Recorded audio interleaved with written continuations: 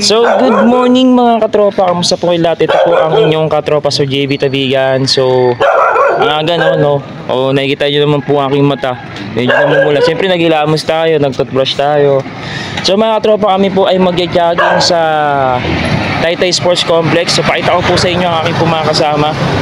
Yan, sige, ready na ba kayo? Pakita natin una si, si Carlo. Batin, mas malay katawa ko dyan, syempre. Diyan ba? Ito. Nag-toothbrush ka ba? Si Justin. Anong dala natin, Justin? Trucks. So, trucks mga katropa. So, papamigay natin yan habang nag-jogging tayo. Si Ivan, no? Tumatawa si Ivan, no? Saan na Ivan? Sa gilid, Okay, si Ivan. Si, si Jared. May nag-iisa kaming kasamang babae. si Mary. Shoutout kay Chanel. Dapat kasama namin yun. So, yung mga iba tayo shoutout. So, baka malay nyo, makakasama na kayo. So, kami po mag-jogging at po sa Taytay Sports Complex. At the same time, mamimigay kami ng trucks po para po sa tayo po yung makapag-solo winning. Kita-kits tayo dyan mga katropa. So, nandito na tayo mga katrops. Dito na tayo sa Taytay Sports Complex. So, nakarating din tayo sa wakas mula Flatway hanggang dito. Ginaging lang natin. Siyempre, papakita ko sa inyo mga kasama. Carlo. Yan. Carlo.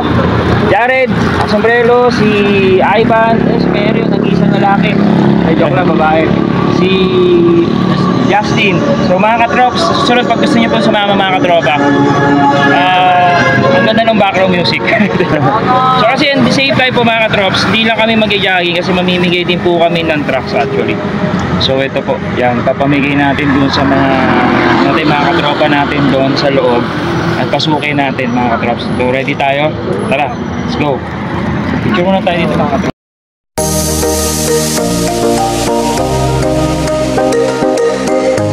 Mga katropa, nandito na nga po tayo sa Taytay Sports Complex.